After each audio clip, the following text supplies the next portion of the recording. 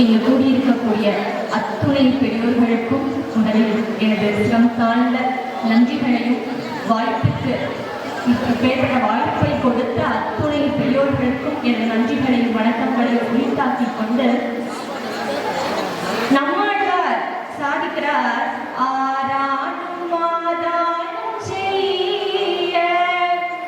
யோகத்துல இந்த நம்மாழ்வாருக்கு ஒரு கீழ்ச்சி தோணுது.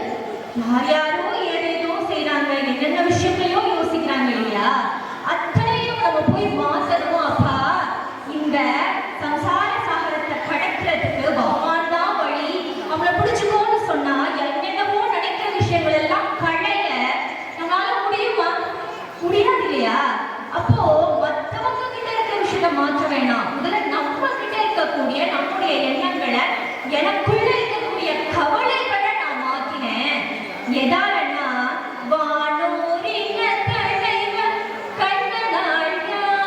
அந்த கண்ணடம் பெருமானுடைய அருளால எனக்கு இருக்கக்கூடிய துன்பங்களை, கஷ்டங்களை நான் மாத்திக்கிட்டேன்னு சொல்லக்கூடிய நம்மாழ்வார் இருக்கிறார். அமைக்கும் பொழுதுண்டே ஆராயில் நெஞ்சே. மனம் ஒரு குரங்குன்னு சொல்லுவாங்க இல்லையா? மனசு ஏதாவது ஒரு விஷயத்தை நினைச்சுக்கிட்டே இருக்கும். இங்க இருந்து அங்க தாவும், அங்க இருந்து இங்க தாவும். மனசுக்கு மட்டும்தான் நினைக்கிற பொழுது, நினைக்கிற நொடியில எங்கெங்கயோ போய் சஞ்சரிக்கக்கூடிய பலம் உண்டு. அப்பேற்பட்ட மனசு எதையாவது நினைச்சுட்டே இருக்குமே. அப்படிப்பட்ட மனமே நீ என்ன பண்ணு? இமைக்கும் பொழுதும் இடைச்சிக்கும் மைத்திரங்கள். அப்படி இமைக்கிற பொழுது ஒரு நொடியாயினும் இடைச்சி குமைத்திரங்கள். அன்னைக்கு கிருஷ்ணாவதாரம் பண்ணின பொழுது ஒவ்வொரு ஆட்சி வீட்லையும் ஒவ்வொரு கோபாலர்கள்கிட்டையும் கண்டம் பண்ணினா இல்லையா? அந்த லீலைகளை எல்லாம் ஏசியேயாயினும் துழாய் மாயனையே பேசியே போக்காய் பிள்ளை. அந்த டெச்சி வீட்ல செஞ்ச அத்தனை குறும்புகளையும் திட்டுடா, அவனை திட்டியாச்சு, அவனை பேசு. நம்மாழ்வார் எவ்வளவோ விஷயங்கள் சொல்ற. பகவான் தான் பெருசுன்னு சொல்லக்கூடிய நம்மாழ்வார் நம்ம இந்த இவலோக விஷயங்கள்ல உழன்று திரியுது இல்லையா நம்மளுடைய ஆத்மா? அதுல இருந்தெல்லாம் நம்ம ஆத்மாக்களை விடுவிச்சு பகவானை போய் அடையணும்னா நீ அவனை பாட வேணாம், அவனை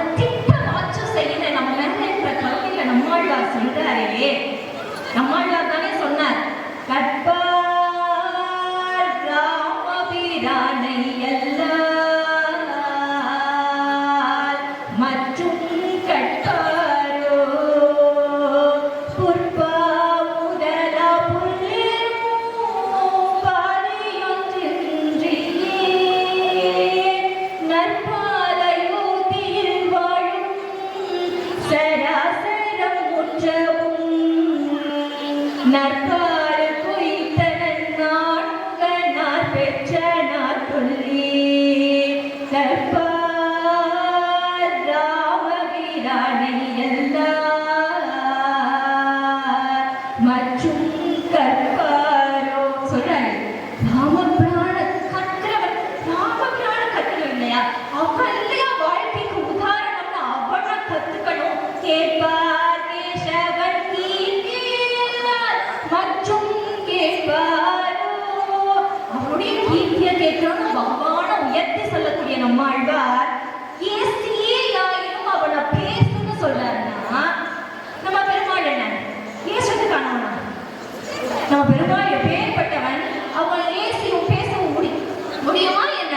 அன்னைக்கு கண்ணன் கிருஷ்ணாவதாரம் பண்ணிருக்கும் பொழுது மாடு மேய்க்க போறான். கோபிகளோட தன்னுடைய கோபாலர்களோட மாடு மேய்ச்சா 5 வயசு குழந்தை வேணா போய் மாடா மேய்ச்சாங்க. மாட்டை கொண்டு போய் விட்டா அது போய் காட்டுக்குள்ள தானா புள்ள மேய போது, தண்ணி குடிக்க போது, தன்னால மேய்ச்சிட்டு வரும் இல்லையா? அப்படி மாடுகளை விட்டா போதும். இவங்க என்ன பண்ணினாங்கன்னா கண்ணன் கூட சேர்ந்து குறும்புத்தனங்கள் பண்ணினாங்களாம், விளையாடினாங்களாம். நல்லா மரத்துக்கு மரம் ஏறி தாவறது, எல்லாரும் சேர்ந்து ஓடி பிடிச்சு விளையாடுறது, கதைகள் பேசுறது, படுத்து தூங்குறதுன்னு இப்படி எல்லா வேலைகள் எல்லாம் அந்த நாளை சுறுசுறுப்பா போனா கடைசியில வீட்டுக்கு போகும்பொழுது மாடுகளை கூப்பிடணுமே, போய் தேடணுமே. காட்டுக்குள்ள எங்கேயோ போய் மேய்ச்ச மாடுகளை கண்ணுக்குட்டி எல்லாம் எங்க போச்சுன்னு தெரியலடா அப்படின்னா சும்மா இதை நான் பண்ணேன் அப்படின்னு கண்ணா அப்படி புல்லாங்குழல் எடுத்தானா சீரு வீரர்கள் தடவை பரிமாற, சீரு வீரர்கள் தடவை பரிமாற, செங்கல் கோடு செய்ய வாய் கொப்பளிப்ப, செங்கல் கோடு செய்ய வாய் கொப்பளிப்ப, குருவைய புருவம் கூடலிப்ப, கோவிந்தன் குழல் கோடு ஊதின போது, கோவிந்தன் குழல் கோடு ஊதின போது, பறவையின் கணங்கள் கூடு தூரந்து, பறவையின் கணங்கள் கூடு தூரந்து, வந்து சூழ்ந்து படுகாடு கிடப்ப, வந்து சூழ்ந்து படுகாடு கிடப்ப, கறவையின் கணங்கள் காட்பரப்பிட்டு, கவிழ்ந்திறங்கி சேவியாட்டக்கில்லாவே, கவிழ்ந்திறங்கி சேவியாட்டக்கில்லாவே கண்ண அப்படி சீரும் வீரர்கள் தடவை பரிமாற அப்படி அந்த சிறு விரல்கள்ல அந்த புல்லாங்குழல் எடுத்து வச்சு ஊதினானா அப்படி ஊதுகிற பொழுது செங்கல் கோடு செய்ய வாய் கொப்பளிப்ப, அப்படி கையில புல்லாங்குழல் வச்சு அப்படியே கண்ணை ரெண்டு அப்படி கோடோடு கோட பார்வையோடு குருவைய புருவம் கூடலிப்ப, புருவத்தை தூக்கி வாய கொவிச்சு கூடலிப்ப, கோவிந்தன் குழல் கோடு ஊதின போது அப்படி கண்ணன் குழல் ஊதின பொழுது என்ன நடந்ததுன்னா பறவையின் கணங்கள் காடு தூரந்து கூடு தூரந்து, பறவை எல்லாம் தன்னுடைய கூட்டம் மறந்து வந்து சூழ்ந்து படுகாடு கிடப்ப, அப்படி பறந்து வரக்கூடிய பறவைகள் அப்படியே பறக்கிறது, 2 ரெக்கையை பிடிச்சு பறக்கும் இல்லையா, அப்படி பறக்க மறந்து அப்படியே தப்பு தப்புன்னு கீழே விழுந்ததாம். பறவையின் கணங்கள் கூடு தூரந்து வந்து சூழ்ந்து படுகாடு கிடப்ப, கறவையின் கணங்கள் காழ்பரப்பிட்டு எங்கேயோ மேய்ச்சலுக்கு ஓடி போன அந்த மாடுகள் எல்லாம் கண்ணனுடைய புல்லாங்குழல் இசையை கேட்டு மயங்கி அப்படியே வந்து மண்ணிட்டு கவிழ்ந்திறங்கி அந்த புல்லாங்குழல் இசைய அப்படியே கேட்டு லயிச்சு சொக்கி போய் நிற்குமா. அடுத்தடுத்தார் பெரியாழ்வார் கரங்கன் தோகை மகிழ்ச்சியசைந்து, கரங்கன் தோகை மகிழ்ச்சியசைந்து, கட்டினன் கொடுத்த பிங்களாடை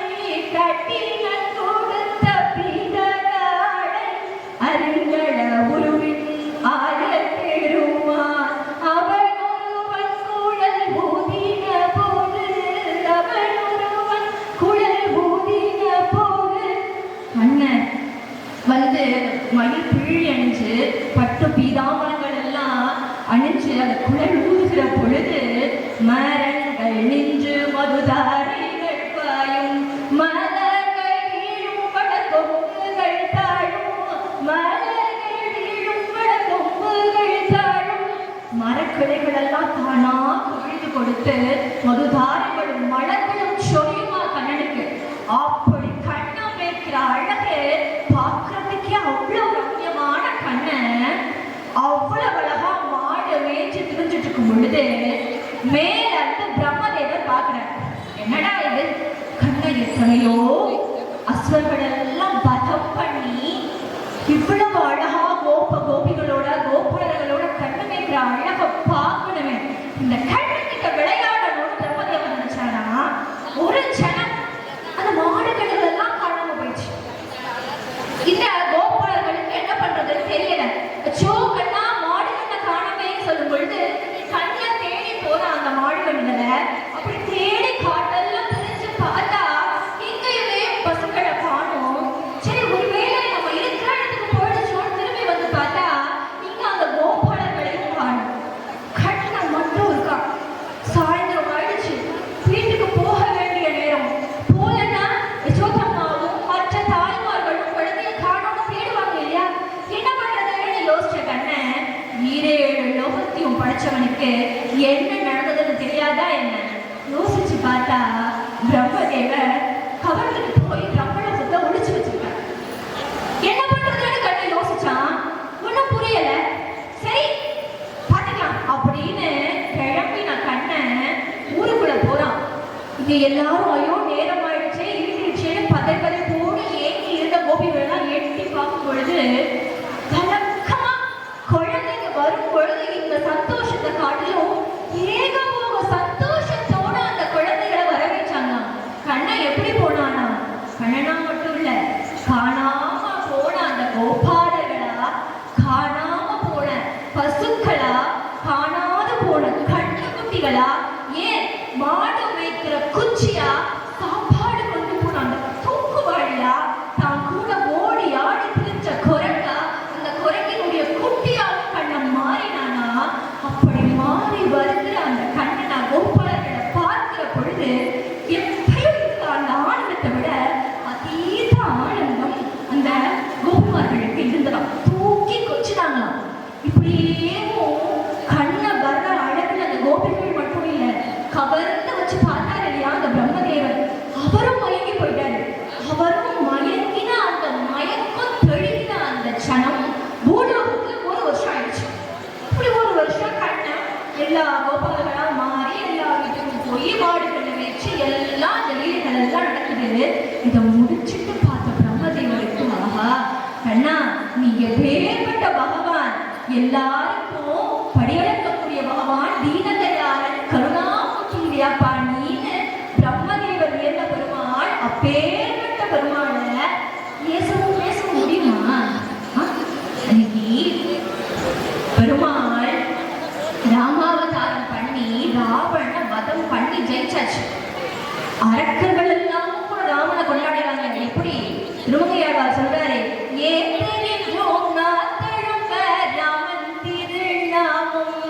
ராமன் திருநாமம் சோத்தம் நம்பி சுக்கிரிவா உமை கொழுகின்றோ, சோத்தம் நம்பி சுக்கிரிவா உமை கொழுகின்றோ, வார்த்தை பேசிரமை உங்கள் வானரம் கொள்ளாமே, வானரம் கொள்ளாமே, கூத்த போலே ஆடுகின்றோ குளமணி தூரமே, கூத்த போலே ஆடுகின்றோ குளமணி தூரமே.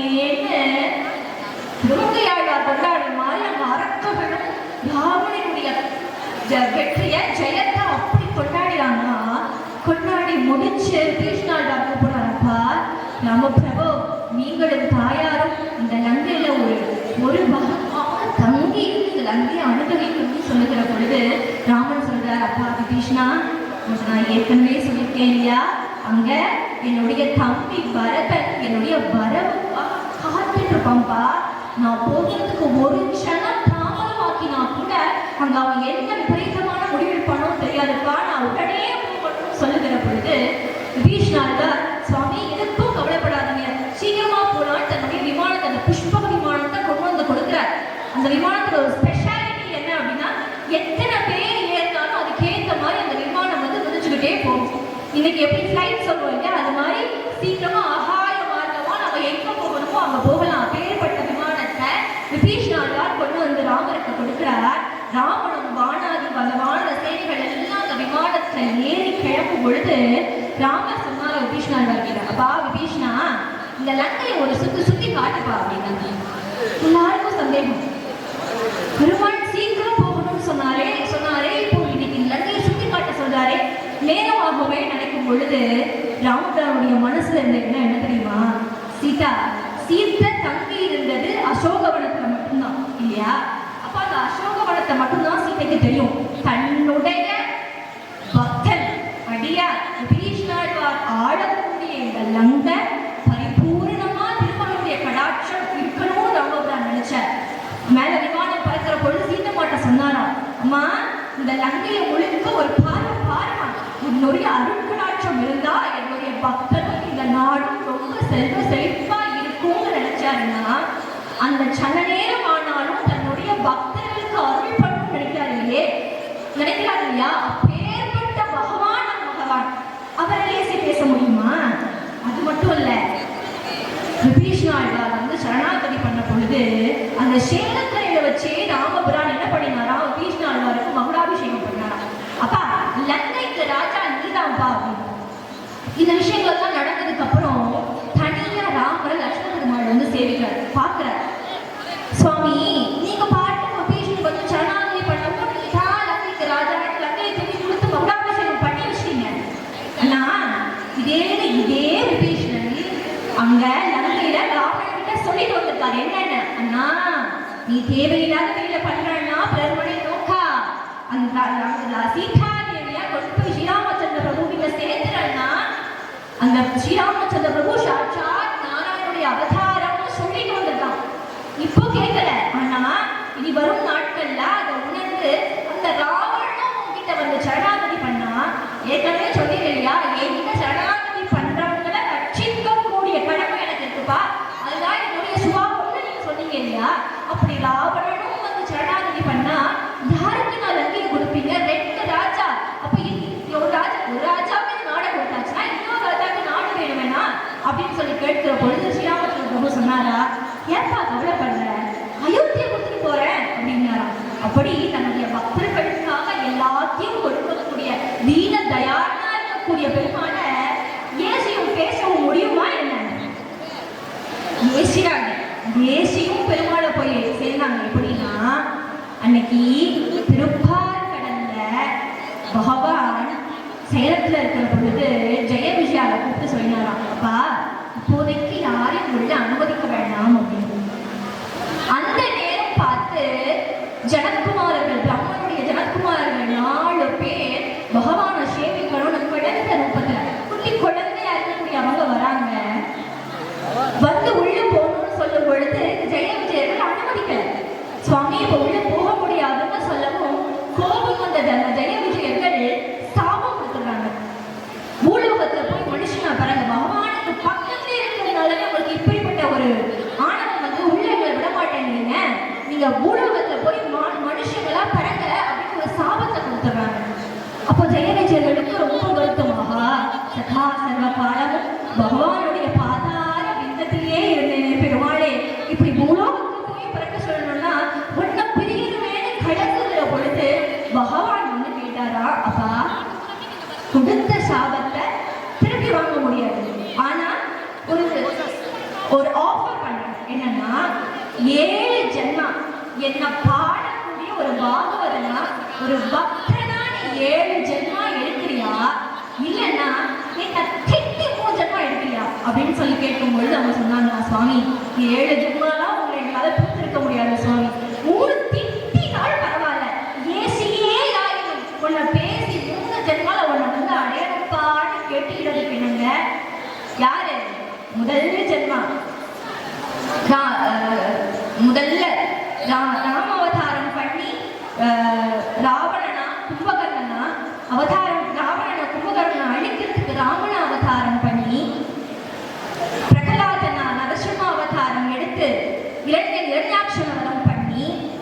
அடுத்ததா தண்டாவர்தனையும் சிசுபாலனையும் வதம் பண்றதுக்கு கிருஷ்ணரை அவதாரம் பண்ண வேண்டிய பெருமாள் அப்படி அவதாரம் பண்ணி 3 பக்தர்களுக்கு மோட்சம் கொடுத்து 3 ஜென்மத்தை தூக்கி கூப்பிட்டாரு. அந்த சிசுபாலனா, தண்டாவர்தனா, கம்சனா, கும்பகர்ணனா பகவான ஏசி நிலையா பேசினாங்க. அப்படி ஏசி பகவான பேசினா கூட பகவான் ஏத்துப்பான் அப்படின்றத ஜெயவிஜயன் காட்டுறாங்க இல்லையா? சரி, பகவான ஏசினாங்க, சரி பகவான பேசணும் தானே. பகவான பேசி யாரெல்லாம் பகவானுடைய திருவடி அடைஞ்சாங்கன்னு யோசிக்கும் பொழுது ஒரு சின்ன பாலகன், சின்ன குழந்தை நடு காட்டுல தொலைஞ்சு போயிருக்கு. நடு காட்டுல தொலைஞ்சு போன குழந்தைய ஒரு வேடன் பார்த்து தூக்கி ரகாகரன் நாமகரணம் சுட்டி தான் குழந்தையா வளர்க்கிறார். ஒரு வேடனால வளர்க்கப்பட்ட குழந்தை ஒரு வேடனாவே வளர்த்து விழுவி செய்ய பயங்கரமான வில்லாது. காட்டுக்குள்ள போய் வேட்டைக்குன்னு போனா இவன் காட்டுக்குள்ள நுழைச்சது மிருகங்களும் பறவைகளும் பயப்படுமா. அப்படி அப்பேற்பட்ட ஒரு வில்லாளி. கல்யாணம் நடக்குது, குழந்தைகள் பிறக்குது. இந்த வேட்டையாடி செய்த வருமானத்தினால தன்னுடைய குடும்பத்தை காப்பாற்ற முடியலன்னு அந்த வேட்டைக்காரன் என்ன பண்றான்? கொள்ளை அடிக்கலாம். நல்ல நடு காட்டுக்குள்ள யாரெல்லாம் இந்த பக்கம் போகிறாங்களோ அந்த வழிபோக்கர்களை நிறுத்தி வழிப்பறி பண்ணி முடியாத பட்சத்தை கொலை கூட பண்ண பஞ்சமகா பாவங்கள்னு சொல்றாங்க இல்லையா? அதுல இருக்கக்கூடிய கொலையும் பண்ணி தன்னுடைய குடும்பத்தை காப்பாத்திட்டு வரான் ஒருத்தன். அப்போ அந்த நேரம் பார்த்து அந்த பக்கமா யாரு? நாரதர் வரார். எப்படி? நின்றவரையும் கிடந்த கடலும் திசையும் மிரணிலும் ஒன்று மொழியா வண்ணவெண்ணி நின்ற அம்மானார் குன்றை குடையா எடுத்த அடிகளுடைய திருநாமம் நன்று காண்பி தொண்டி சொன்னேன் நமோ நாராயணமே. நன்று காணி தொண்டி சொன்னேன் நமோ நாராயணமே. நாரதரா நாராயண நாராயணன். அப்படி வருகிற நாரதரா இவர் வழி மறிச்சு உங்ககிட்ட என்ன இருக்கோ அதை கொடுங்க அப்படின்னு சொல்லி கேட்கும்போது நாரதர் சொன்னாராம், அப்பா என்கிட்ட இந்த தம்புராவை தவிர்த்து வேற எதுவும் கிடையாது அப்படின்னு சொல்லும் பொழுது நாரதர் பேச்சு விடுறாரு. ஏப்பா இப்படி கொள்ளையெல்லாம் அடிக்கிறியே யாருக்காக அப்படின்னு கேட்டாங்க. என் குடும்பத்துக்காக, என் குழந்தைகளுக்காக, என்னுடைய அப்பா அம்மாவுக்காக, என்னுடைய மனைவிக்காகன்னு சொல்லும் பொழுது சரிப்பா நீ கொள்ளையடிச்சு பொருள்களை சம்பாதிச்சு கொண்டு போய் கொடுக்குற, அவங்க வச்சு சந்தோஷமா இருக்காங்க. சரி, இந்த கொள்ளையடிக்கிறது பாவமா இல்லையா? பாவம் தானே. அப்போ அந்த பாவத்திலே அவங்க பங்கு எடுத்துப்பாங்களா? நீ கொண்டு வரக்கூடிய பொருட்களா அவங்க சுமிக்கிறாங்க, சந்தோஷமா வச்சு வாழ்க்கை நடத்துறாங்க. அப்ப அதால விளையக்கூடிய பாவங்களும் அவங்க ஏற்றுப்பாங்களா அப்படின்னு கேட்கிறாரு. கேட்கும் பொழுது இவனுக்கு ஒரு டவுட் வந்துச்சு. சரிப்பா நீ போய் அவங்ககிட்டே கேட்டுக்குவான்னு அனுப்பி வைக்கிறார். நான் இந்த மனாமரத்துக்கடியே உட்கார்ந்துருக்கேன், நீ போய் கேட்டுட்டு வா, நான் வெயிட் பண்றேன்னு சொல்ல அவர் போய் தன்னுடைய தாய் தந்தையர்கிட்ட தன்னுடைய குடும்பத்துக்கிட்ட கேட்கும் பொழுது அவங்க சொன்னாங்களாம், நீங்க கல்யாணம் பண்ணீங்க, அதனால எனக்கும் குழந்தைகளுக்கும் செய்ய வேண்டியது உங்க கடமை. அதுக்காக நீங்க பண்ணிட்டு வந்த பழிபாவங்கள்ல நாங்க பொறுப்பேற்றுக்க முடியுமா? எங்களால அந்த பாவத்துல பங்கு வாங்கிக்க முடியாதுன்னு மனைவி சொல்லிடுறா, குழந்தைங்க சொல்லிடுறாங்க. தன்னுடைய அப்பா அம்மா கிட்ட போய் சொன்னா, ஏப்பா உன்னை வளர்த்தோம், அதுக்கு பரிகாரமா எங்களுக்கு நீ பண்ற, அதுக்கு போய் உன்னுடைய பழிபாவத்தை நாங்க அதை பங்கு வாங்கிக்க முடியுமா? அதெல்லாம் முடியாதுப்பா அப்படின்னு அவங்களும் திட்டி அனுப்பினவும் ஒரு புருஷ லட்சணம் உத்தியோகம் சொல்லுவாங்க இல்லையா?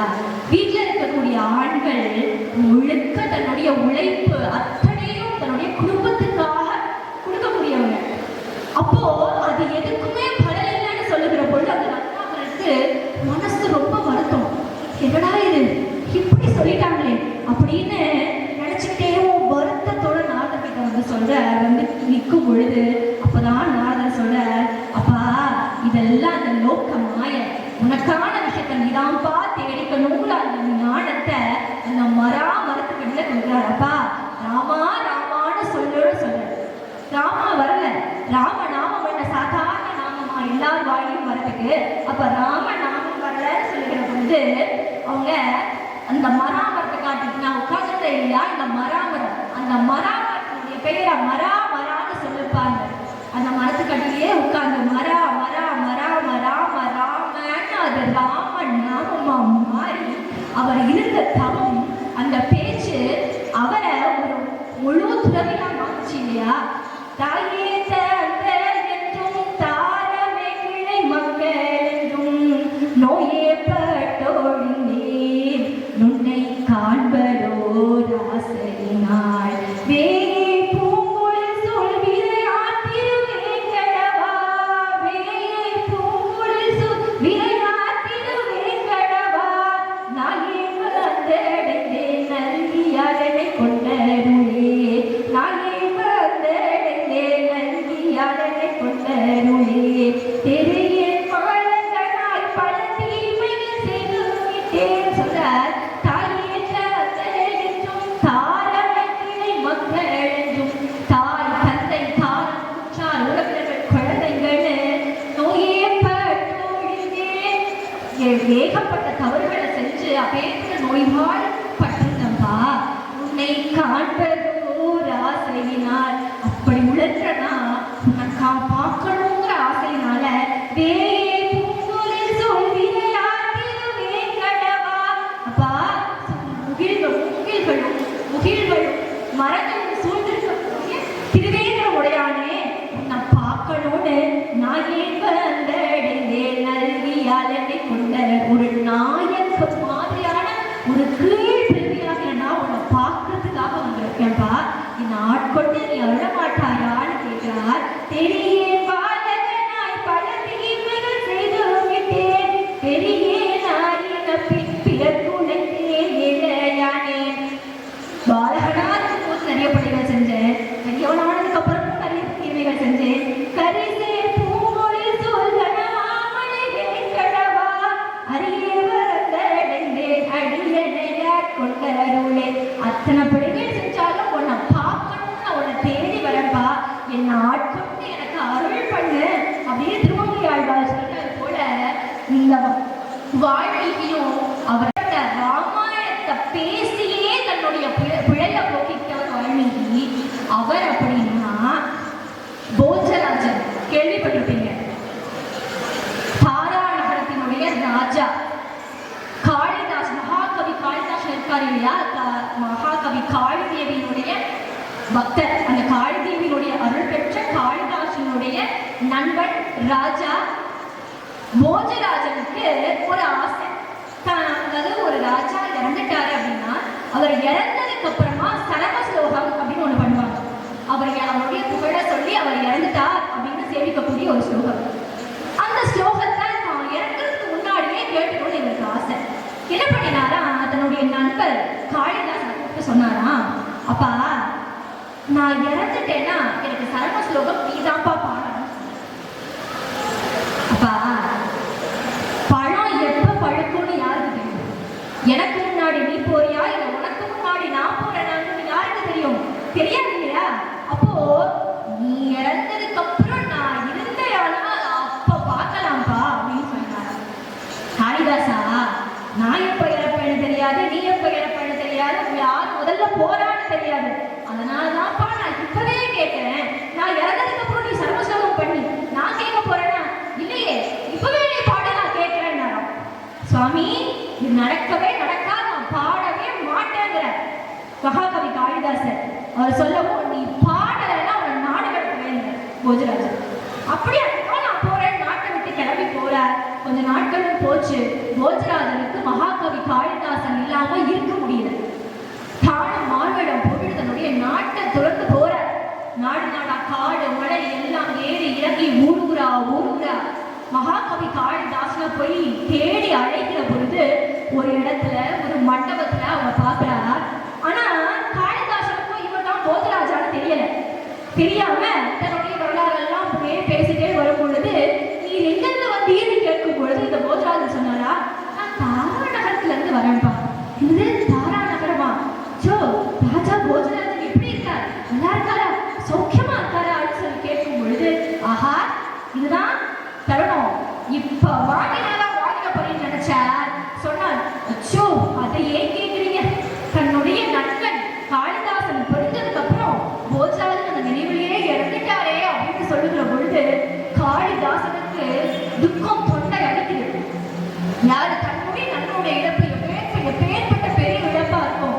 அந்த நேரம் பாடினாராம் சரம ஸ்லோகம். அத்யதாரா நிராதாரா நிராலம் வா சரஸ்வதி பண்டிதா மண்டிதா சர்வே போஜராஜோதி வங்கதேன்னு பாடுற. தாராநகரம் நிராதாரம் ஆயிடுச்சே, சரஸ்வதி நிராதாரியா ஆயிட்டாரே, போஜராஜன் இல்லாம அது தாராநகரம் ஒண்ணுமே சரஸ்வதிக்கு ஆதரவில்லாத நகரமாக போயிடுச்சேன்னு அவர் சரம ஸ்லோகத்தை பாடின அந்த சனம் போஜராஜன் அப்படியே மயங்கி பார்த்தா ஜீவன் போயிடுச்சு. மகாகவி காளிதாசனுடைய வாக்குக்கு அப்பேற்பட்ட சக்தி. அப்பதான் காளிதாசன் நினைக்கிறார், ஆஹா வந்து நம்ம கிட்ட சரம ஸ்லோகம் கேட்டது சாட்சாத் அந்த போஜராஜனே இல்லையான்னு நினைச்சவர் திருப்பி அதே அந்த சரம ஸ்லோகத்தை மாத்தி போட்டார். அத்யதாரா சதாதாரா சதாலம் வா சரஸ்வதி பண்டிதா மண்டிதா சர்வே போஜராஜோ வங்கதே. சதாதாரமா சரஸ்வதி தேவிக்கு ஆதாரமா இருக்கக்கூடிய தாரா நகரத்தை போஜராஜன் ரொம்ப நல்லா ஆட்சி பண்றான். அந்த ஸ்லோகத்தை சொல்லுகிற பொழுது மகாகவி காளிதாசனுடைய வாக்கு பழிச்சு போஜராஜன் திரும்பி எழுந்தாராம். எழுந்ததும் காளிதேவி பிரசன்னமாகறா, சொல்றா, அப்பா காளிதாசா உன் மேல தப்பு கிடையாது, உன் மேல தப்புன்னு நினைச்சு நீ வருதாத. நீ அந்த சரம ஸ்லோகம் பாடுகிற அந்த நேரம் போஜராஜனுடைய ஆயுள் முடியக்கூடிய நேரம் கொண்டாடுப்பா. அது பாடி முடிச்ச அவன் கணக்கு முடிஞ்சது, அவன் இறந்துட்டான். திருப்பி உன்னுடைய வாக்கினுடைய சக்தியினால் அவன் திருப்பி உயிரிழந்து வந்திருக்கான். ஆனா இது வந்து இன்னும் நீட்டிக்க முடியாதுப்பா, இன்னும் ஒரு 1.5 மணி நேரம் தான். அதுக்குள்ள அது 1.5 மணி நேரம் தான் அந்த போஜராஜன் உயிரோட இருப்பான்னு சொன்னதும் மகாகவி காளிதாசனுக்கு துக்கம். வாங்க சுவாமி, வாங்க ராஜா, நம்ம நாட்டுக்கு போலான்னு சொல்லும் போது எங்க போக சொல்றாரு? எல்லாருக்கும் இப்பேற்பட்ட ஒரு வாய்ப்பு கிடைக்குமான்னு தெரியாது, தான் எப்ப இறப்போனே யாருக்கும் தெரியாது. இறந்து மறுபிறவி கிடைச்சிருக்கு. இந்த ஜென்மத்துடைய சாபல்யத்தை நான் அடையணும் இல்லையா, இந்த ஜென்மத்துடைய கர்மாவை நான் போகணும் இல்லையான்னு நினைச்ச போஜராஜா மகாகவி காளிதாசன் கையில பிடிச்ச அதே மண்டபத்துல உட்கார்ந்து அந்த 1.5 மணி நேரத்துல போஜராவான எழுதுற.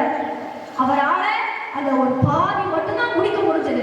மிச்ச பாதியை பின்னாடி வந்து கவிகள் முடிச்சிருந்தாலும் கூட அந்த பாதி ராமாயணத்தை ராமனை பேசி தன்னுடைய பிழைய போக்கிக்கிட்டவர் போஜராஜன்.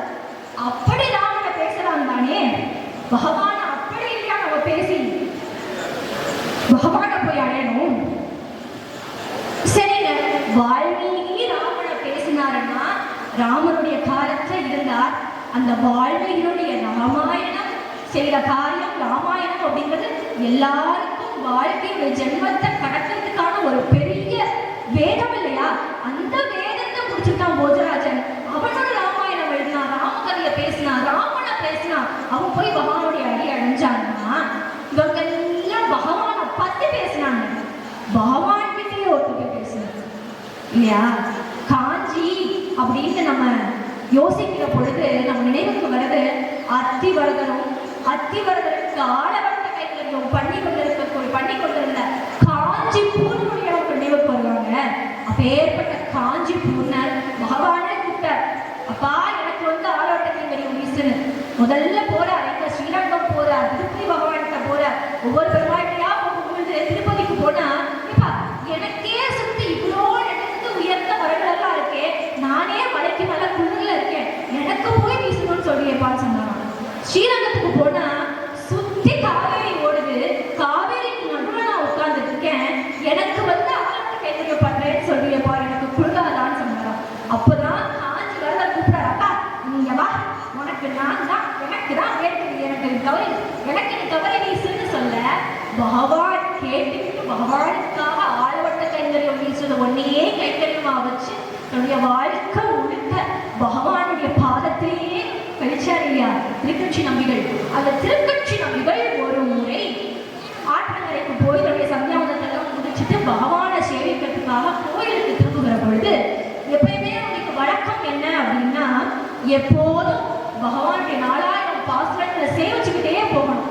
அப்படி போகிற பொழுது, அப்படி கடந்து செல்கிற பொழுது தூரம் போய் திரும்பி பார்க்கிறார், ஒரு மாடு மேய்க்கக்கூடிய ஒருத்தர்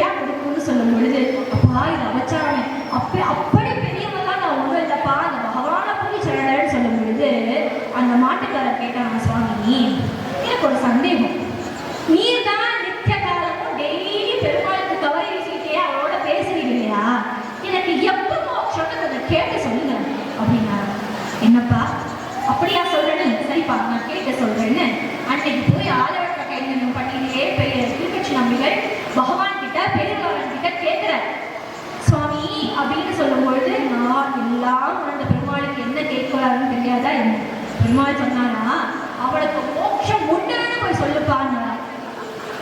இவரும் அடுத்த நாள் அதே அந்த பக்கம் வருகிற பொழுது அந்த மாடு வைக்கக்கூடிய வர வந்து கேட்கிறார், அப்பா உனக்கு மோட்சம் உண்டுன்னு பகவான் சொல்லிட்டான்னு சொல்றேன்.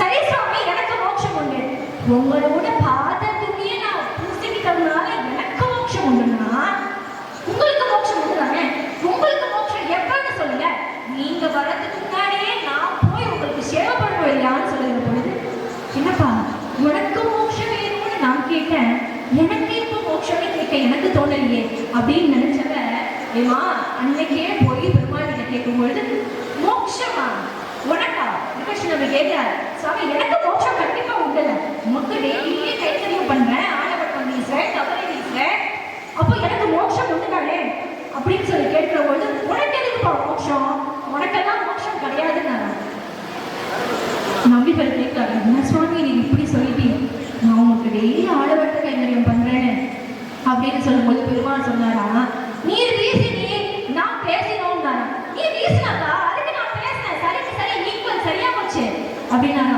சுவாமி அப்ப எனக்கு மோட்சம் கிடைக்கிறவனா ஒரு வழி சொல்லுங்களேன்னு சொல்லி கேட்கிற பொழுது அந்த மாட்டுக்காரர் என்ன பண்ணான், ஒரு அடியார் ஒரு பாகவதருடைய சகம் அவனுக்கு கிடைச்சது, பாகவதனால அவனுக்கு மோட்சம் கிடைச்சது, அப்போ உனக்கும் பாகவத சங்கமும் நீ போப்பா, உனக்கும் ஒரு பாகவதனுடைய அனுகிரகம் கிடைச்சுன்னா உனக்கு மோட்சம் கிடைக்கும்னா.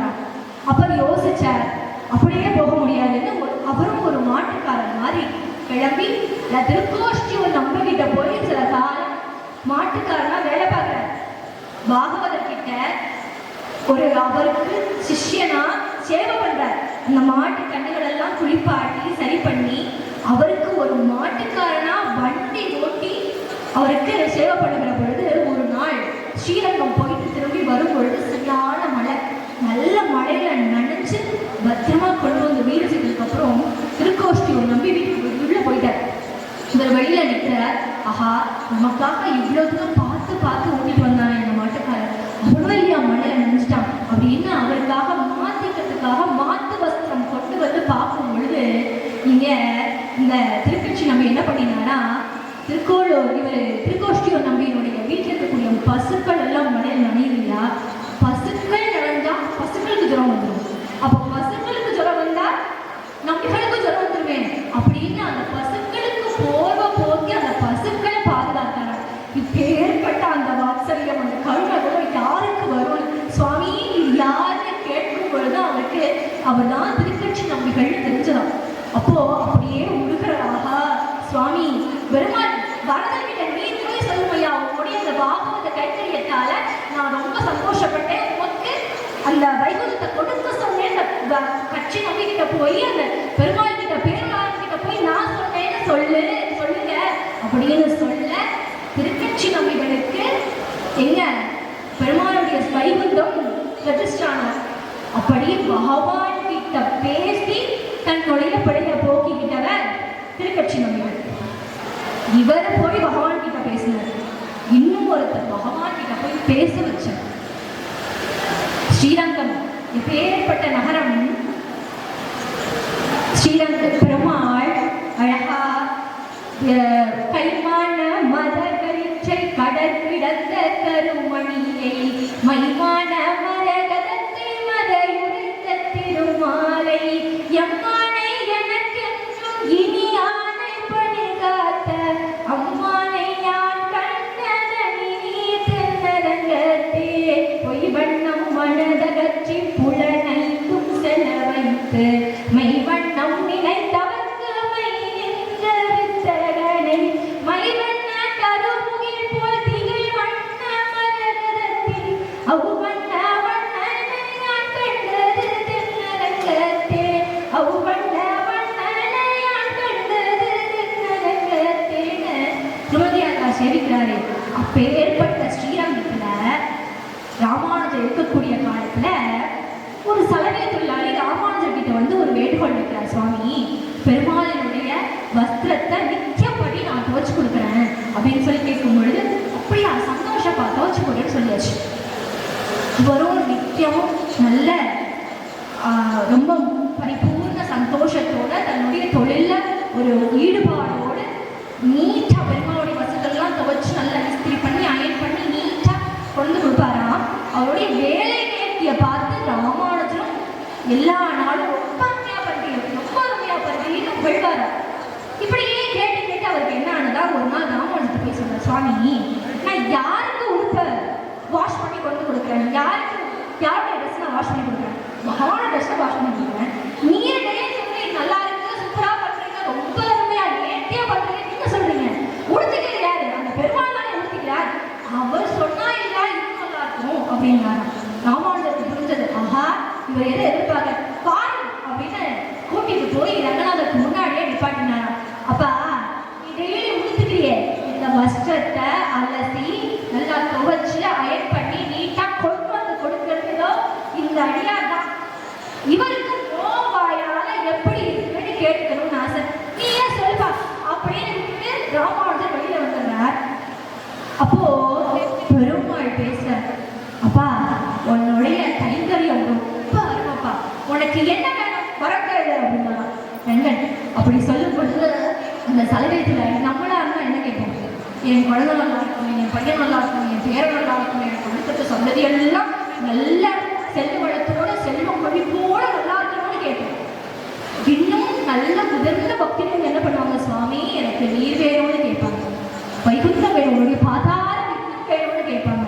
ஆனா அந்த பல்லவத்தில் என்ன கேட்டாரு தெரியுமா, சுவாமி இது கிருஷ்ணாவதாரம் பண்ணினப்போ கண்ணன் கம்சனை வதம் பண்றதுக்காக மதுராபுரி பட்டணத்துக்கு வந்தப்போ அந்த ஒருத்தர் துணித்து வச்சா இல்லையா, எங்களுடைய வம்சத்துல முன்னாடி பிறந்தவங்க, அவங்க கிட்ட போய் கண்ணன் இந்த ராஜ உடுப்பை நான் அணிஞ்சுக்கணும்னு சொல்லி கேட்கும் பொழுது அவன் கண்ணனை ஏச கண்ணனை திட்ட கண்ணன் அவனை வதம் பண்ணினா இல்லையா, அவனுக்கு தெரியலையே வந்தது பகவான் தான் தெரியாம அந்த பகவான் இல்லையா ஏசினான், அவனுக்கு வைகுண்டம் கிடைச்சதான் தெரியலையே, என்னுடைய குலத்துல வந்துட்டு என்னுடைய மூதாதையரா இருந்துட்டு ஒன்னை விட்டு பறிவு செஞ்சானே சுவாமி, அவனுக்கு வைகுண்டத்தை கொடோடு கேட்டான். கேட்டு முடிச்சுட்டு பெருமாளும் தன்னோடு சொல்லிட்டார். வெளியில வந்ததுக்கப்புறம் ராமானுஜர் கேட்டானா, அப்பா எப்பேற்பட்ட வாய்ப்பு, பெரிய பகவான் கிட்ட பேசுற வாய்ப்பு எல்லாருக்கும் கிடைக்குமா, அப்பேற்பட்ட அந்த வாய்ப்பை உனக்காக கேட்காம விட்டீங்கன்னு சொல்ல முடியுது சுவாமி, அவனுக்கு அன்னைக்கு பகவான் அந்த யோசனை இருந்துச்சா அந்த ஞானம் வந்துச்சான்னு தெரியாது சுவாமி, இன்னைக்கு எங்களுக்கு வைகுந்தம் வேணும்னா எங்களை கடை தேடுறதுக்கு என்னுடைய ஆச்சாரியான நீர் இருக்கிறேன், இது பத்தாதா அப்படின்னு அந்த தலைமை தொழிலாளி சொல்ல ராமானுஜன் குறுகினாங்க.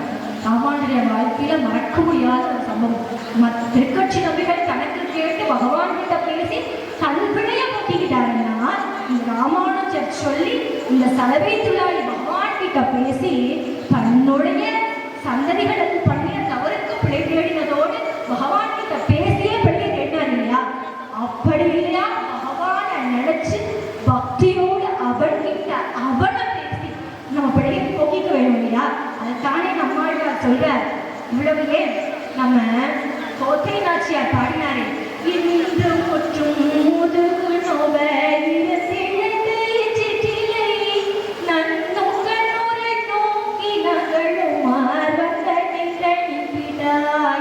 அன்று பலகனாரி அடிலே துயின்றைய மாறியாய் என்றும் இறக்கம் இழதரப்பவமே. யார்கிட்ட, பகவான் கிட்ட பேசினா, பகவான் கிட்ட பேசி அந்த சங்கோடு பேசினா, கற்பூரம் நாருமோ கமலப்பூ நாருமோ திருப்பவள செவ்வாய்தான் பித்திருக்குமோ, கற்பூரம் நாருமோ கமலப்பூ நாருமோ திருப்பவள செவ்வாய்தான் பித்திருக்குமோ, மறுபோசித்த மாதவத்தில் வாய்ச்சுவையும் நாற்றம், மறுபோசித்த மாதவத்தில் வாய்ச்சுவையும் நாற்றம், விரும்புன்று கேட்கின்றேன் சொல்லாய் சொல்லே. கற்பூரம் நாருமா அந்த கமலப்பூ மாறா அவனுடைய வாய்ச்சுவை, அந்த வாயமுதம் இருக்குமா, மறுபோசித்த மாதவன் தான் வாய்ச்சுவையும் நாற்றமும் விருப்புற்று இருக்கின்றேன் சொல்லாடி தித்திக்குமா புறமாறி மணக்குமா கமலப்பூ மாறி மணக்குமான நாச்சியார் இந்த பகவானோடையே போய் சேர்ந்தா இல்லையா, பேசியே பிழைய போக்கிட்டா இல்லையா.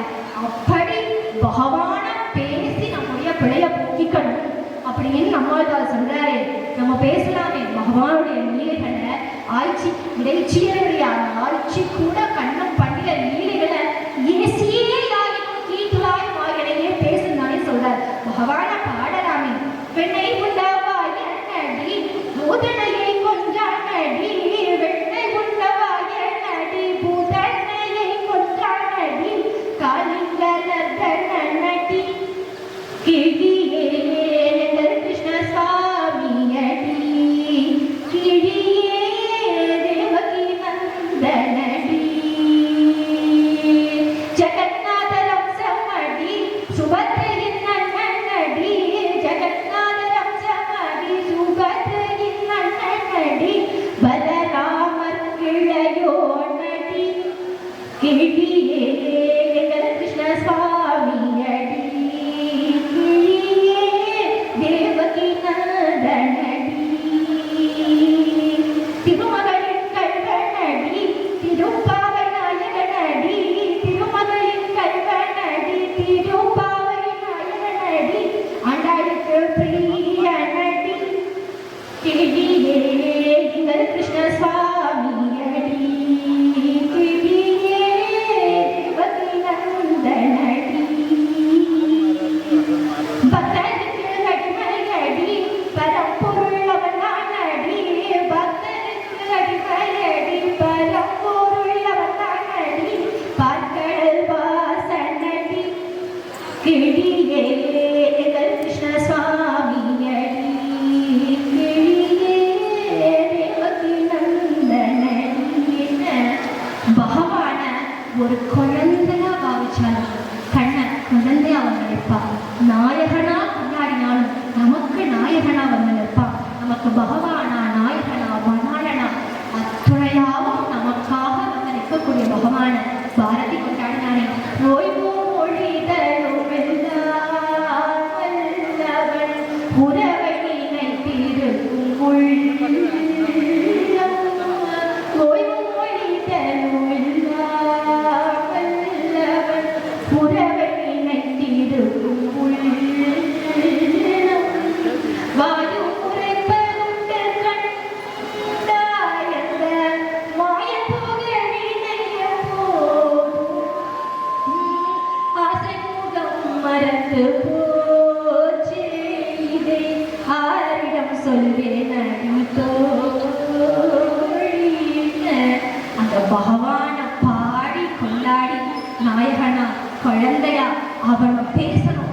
அவன் கிட்ட பேசி அவனை கொண்டாடினா அவன் என்னைக்கும் நமக்காக அவன் கிட்ட பேசியே நம்முடைய பிழைகளை போக்கிக்கலாம்னு நம்மாழ்வாருடைய வழியில அமைக்கும் பொழுதுண்டே ஆராயில் நெஞ்சே, அமைக்கும் பொழுதுண்டே ஆராயில் நெஞ்சே, இமைக்கும் பொழுதும் இடைச்சி குமை தீரங்கள் ஏசியே யாயினும் ஈந்துழாய் மாயனையே பேசியே போகாய் பிழையே, ஏசியே யாயினும் அந்த ஈந்துழாய் மாயனையே பேசியே போகாய் பிழைன அவனை பேசி நம்மாழ்வாருடைய அடிபற்றி நம்முடைய பிழைகளை போக்கிக்கணும்னு ஆழ்வார் வழியில இந்த சம்சாரத்தை இந்த பிறவியை நம்ம கிடக்கணும்னு ஆண்டாநாச்சியுடைய அடிவணங்கி இப்போ ஏற்பட்ட பெரிய மேடை அத்துணை அடியார்களுக்கும் நடுவில் ஏற்பட்ட அருமையான வாய்ப்பினை கொடுத்த கோயில் நிர்வாகத்திற்கும் அடியார்கள் அத்துணை பேருக்கும்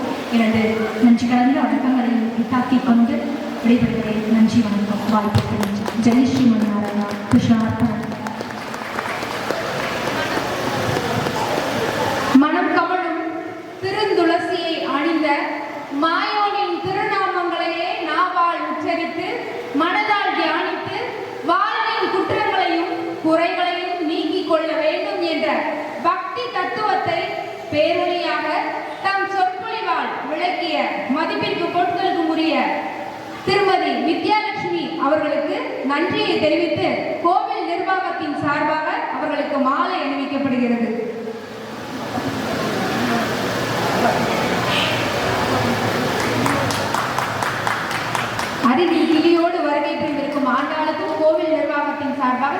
செய்யப்படுகிறது. சிறப்பானதொரு சொற்பொழிவை வழங்கிய மீண்டும் ஒரு முறை மதிப்பிற்கு போட்டுதல் வித்யாலட்சுமி அவர்களுக்கு நன்றியை தெரிவித்துக் கொள்வதில் பெரும் மகிழ்ச்சி.